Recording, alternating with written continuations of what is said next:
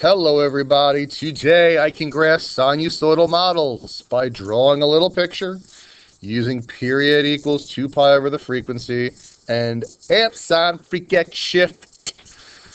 There's some prerequisites to this lesson. We need to be able to graph a trig function. We need to be able to write a trig function. Let's go.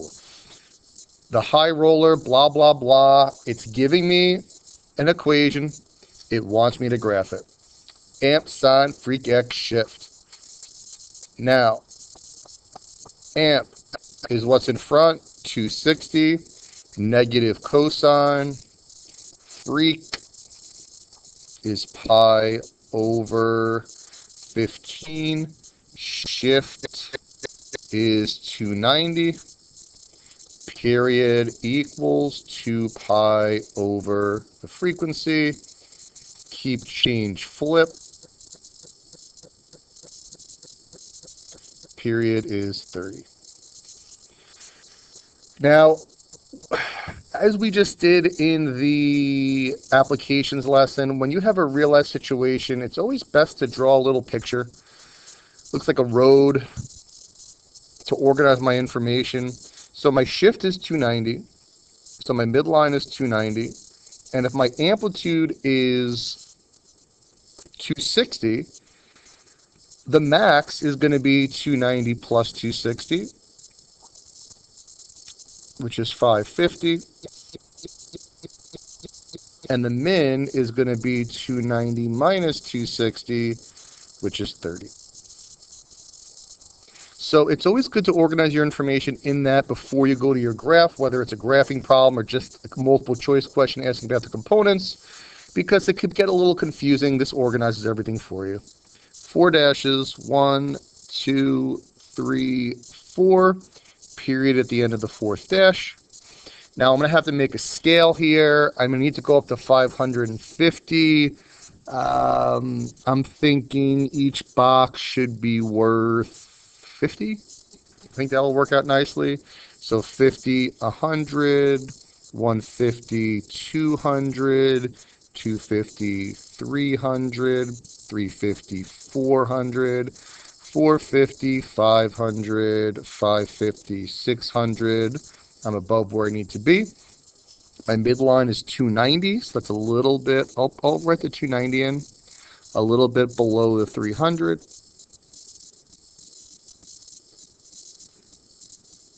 My min is 30. And again, you can make, I kind of go back and forth with this, but you can make dashed lines for all three values. I think there's more good than harm that comes from that. 550 is going to be my max. Ooh, that one was nice.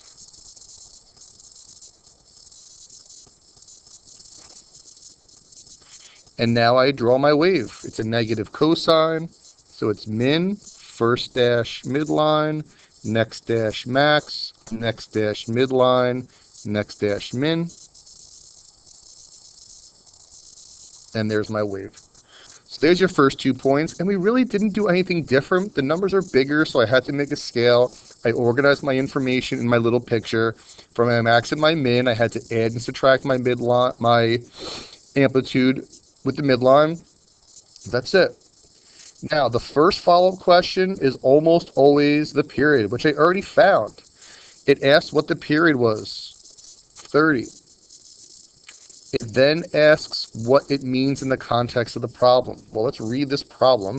The high roller, a Ferris wheel in Las Vegas, open in March, blah, blah, blah. A passenger's height in feet above the ground after T minutes can be modeled by the equation. We're talking about a Ferris wheel. T is minutes. In general, period is the amount of time it takes to complete one full cycle. I'll say that again. Period is the amount of time it takes to complete one full cycle.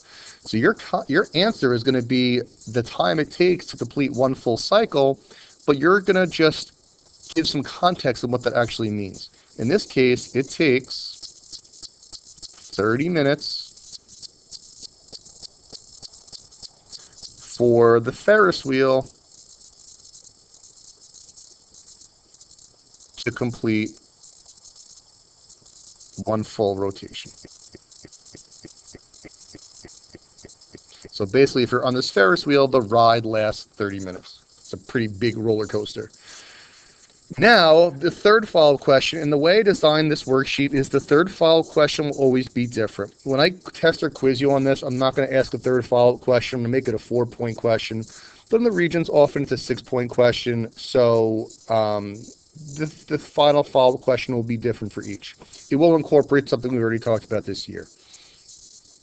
To the nearest tenth of a second, after how much time will the passenger first reach a height of 500 feet? A height of 500 feet. Well, h of t is the height, so this is saying that h of t is 500. Well, I'm going to replace h of t, I'm kind of running out of space here, with 500. So I have 500 equals negative 260 cosine pi over 15t plus 290. To answer this, you need to find the intersection. So let's use the calculator and let's do y1, y2,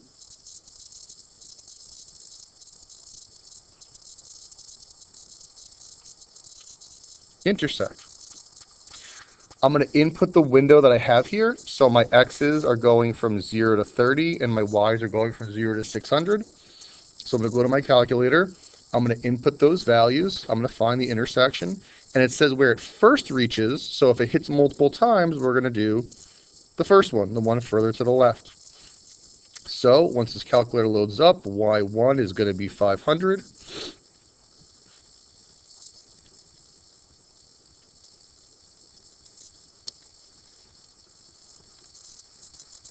y2 is going to be negative 260 cosine pi over 15. Instead of t, I type x plus 290. I'm going to go to window. My x's are going from 0 to 30. My y's are going from 0 to, what do we say, 600. Graph. I don't think I'm in the right mode. We need to be in radian mode in this course. So that should take care of that. I see the point that I want. Second trace, option 5, intersect. I want the first intersection because that's what it says. Where will they first hit 500 feet? Enter, enter, enter. X coordinate, X coordinate, X coordinate to the nearest tenth of a second. That is 12.0. A little typo here, minutes. That should have said minutes. Nearest tenth of a minute. So, first 2 points is really nothing different. We're just supplementing regular graphing trig functions with a little picture to help get the min and max values. We do have to make a scale, which should be nothing new. Other than that, it's the same. For the period is how long it takes to complete one full cycle in general. So you're just giving some context to what that full whatever is. In this case, it's a full rotation of the Ferris wheel. And then the second follow-up question will not always be the same. It can be y1, y2 intersect, which we just did. We'll do one more where you'll see something different, but I'm probably not going to test or quiz you on that. When I test or quiz you on it, you're going to have to do the graph, you're going to have to state the period, and its meaning in the context of the problem. So let's take a look at one more. We got good old Griffin. It's giving us an equation. So amp sine, freak x shift, amp is 13, it's negative cosine, freak is 0.8 pi, shift is 13, period is 2 pi over 0.8 pi, pi's cancel, 2 over 0.8, 2 divided by 0.8, 2.5, and I'm ready to go. Again, it may be helpful to you your little picture first. My shift is 13, my amplitude is 13, so it's 13 plus 13, and 13 minus 13. If you want to put that onto paper, you can. 13 plus 13, 13 minus 13. That is always how you will find the max and the min. You're adding and subtracting the amplitude from the midline. Looks like going by ones is not going to work here, so I'm going to go by twos. That should be fine. 0, 2, 4, 6, 8, 10, 12, 14, 16, 18, 20, 24, 28, 32, 36 y 40. On my x-axis, 4 dashes, evenly spaced. I'll make them 4 apart. Doesn't matter, as long as they're evenly spaced. 1, 2, 3, 4. 1, 2, 3, 4. The period goes to the end of the 4th dash. My midline is 13. That's between 12 and 13. I'll label that 13 there. I've got my min is 0. My max is 26. It's a negative cosine again. Min, midline, max, midline, min. If you know how to graph a trig function, a sinusoidal curve, then really no issues with this. Now, it wants the period and what it represents. So I already found the period is 2.5. Let's talk about what this problem is actually talking about. Griffin is riding his bike down the street in Churchville, New York at a constant speed when a nail gets caught in one of his tires. Fantastic. The height of the nail above the ground in inches can be represented by the trigonometric function f of t equals, where t represents the time in seconds. Since the nail first became caught in the tire, determine the period, interpret what the period represents in this context. The nail is in the tire. The nail is going up and down as the bike wheel rotates. So, the period is 2.5. What's the meaning in the context of the problem? It takes 2.5 seconds for the bike wheel to make one full rotation. If you said it took 2.5 seconds for the nail to go to the top of the wheel and back down to the bottom, something like that, that's fine. But I'd say the better answer is it takes 2.5 seconds for the bike wheel to make one full rotation. Either way, the explanation of the period is going to be the time it takes for one full cycle to complete, whether it's one full bicycle wheel rotation or one full Ferris wheel rotation or whatever it may be. Does the height of the nail ever reach 30 inches above the ground? Well, you saw this in the last lesson. Based on your little picture or your actual picture, the highest it goes is 26. So no, the maximum height is 26 inches.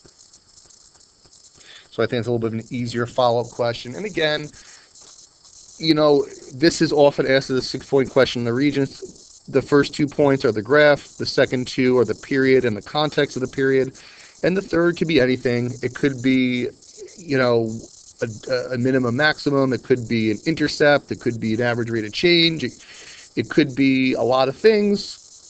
So this worksheet kind of gives a few of them, but as far as a test or a quiz, so you know what to prepare for, you're going to have to graph it, you're going to have to state the period and give the context. And again, the context is the time it takes to complete one full cycle. Just give some context to that for each problem. Practice it. Goodbye.